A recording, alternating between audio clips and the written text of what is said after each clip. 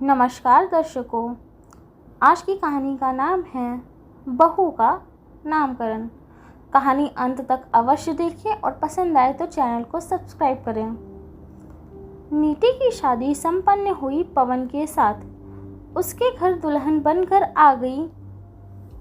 पूजा पाठ से निवृत्त होकर उन लोगों को अपने काका ससुर की तरफ से गिफ्ट मिला था, फ्लाइट टिकट और गोवा डेस्टिनेशन के लिए। वह लोग अपने हनीमून के लिए तीसरे दिन ही घूमने निकल गए। वहाँ से घूमकर 8 दिन के बाद अपने घर आए।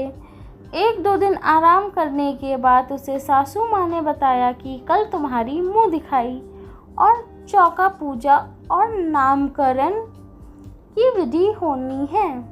अच्छे से तैयार हो जाना। और उसे कपड़े और ज्वेलरी का सेट देकर चली गई। कुछ समय बाद सबने भोजन किया और फिर उसके रूम में उसके देवर, नंद वगैरह सभी आकर मस्ती करने लगे। तब नीति ने अपनी ननंद मीना से पूछा कि चौका पूजा और मुंह दिखाई की रस्म के बारे में मैं तो जानती हूँ, लेकिन यह नामकरण की रस्म क्या होती है? हमने हमारे घर की तरफ से कभी यह रस्म नहीं देखी। तब उसकी नंद मीना ने बताया कि कल बड़ी पूजा होगी, उसमें फिर आपका नाम बदला जाएगा। फिर आप नीति की जगह जो नाम पूजा में दिया जाएगा, घर वालों की तरफ से उसी नाम से पहचाने जाओगे और सभी दूर वही नाम चलता रहेगा। हमारे परिवार में हमेशा से ऐसा होता आया है। दादी, मम्मा, बड़ी भाभी, दीदी सभी के लिए यही रहा था। नीति यह सब सुन के बड़ी सोच में पड़ गई।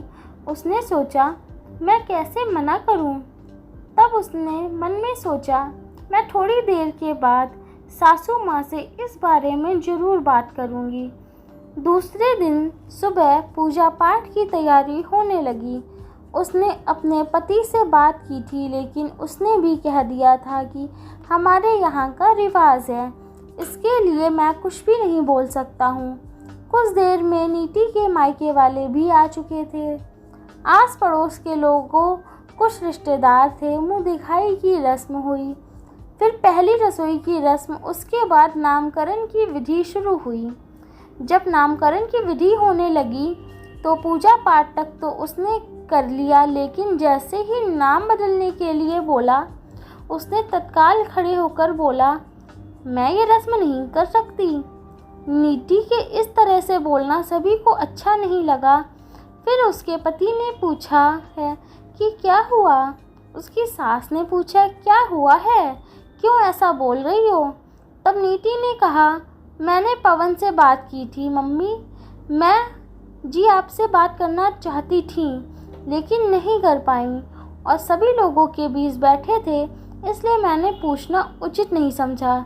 लेकिन अब मुझे अच्छा नहीं लग रहा था, तो भी बताना चाहती हूँ कि मैं नाम नहीं बदलना चाहती। मेरा नाम, जिस नाम से मेरी पहचान चल रही है, जो नाम मेरे दादा दादी, मम्मी पापा ने दिया है, वर्षों से जिस नाम से पहचानी जा रही हूँ, नाम कैसे बदला जा सकता है? यहाँ तक कि मेरी सबसे पहली कक्षा पहले से लेकर आज तक की पढ़ाई हो, कोई गेम्स, क्या अवार्ड हो, कोई और इनाम जीते, कोई भी काम किया, हर जगह इसी नाम से पहचान मिली है। मेरा नाम बहुत अच्छा लगता है।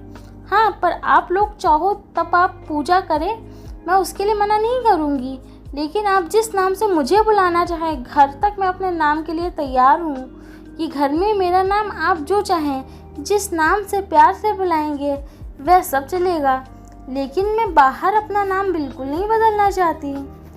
तब उसके मम्मी पापा ने भी कहा कि इस नाम से ही सर्विस चल रही है, पढ़ाई के साथ सर्विस में हर जगह यही नाम है, कैसे बदला जा सकता है?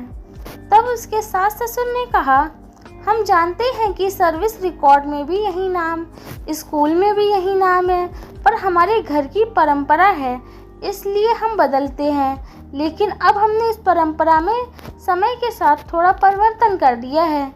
अब हम घर तक के लिए ही नाम बदलते हैं। पहले बाहर के लिए नाम बदला जाता था, क्योंकि कोई महिला सर्विस में नहीं रहती थी। अब नीति के आने के बाद से ही वह सर्विस में है, तो अब हम इस परंपरा को थोड़ा बदल देते हैं। बस यह नाम घर तक के लिए रहेगा। इतना सुनते ही नीति खुश होकर बोली, फिर तो पूजा को जल्दी से संपन्न करवाइए और मेरा नया नाम आप लोगों को प्यार भरा नाम दे दीजिए। सभी लोग खुश हो गए। उसके ससुर ने कहा कि अब तो तुम खुश होगी, जिन खुशी की तुमको तलाश थी वह मिल गई, या अभी भी कोई बात है? तो उसने खुश होकर सबको धन्यवाद दिया और प्रणाम करके सबका आशीर्वाद लिया। धन्यवाद।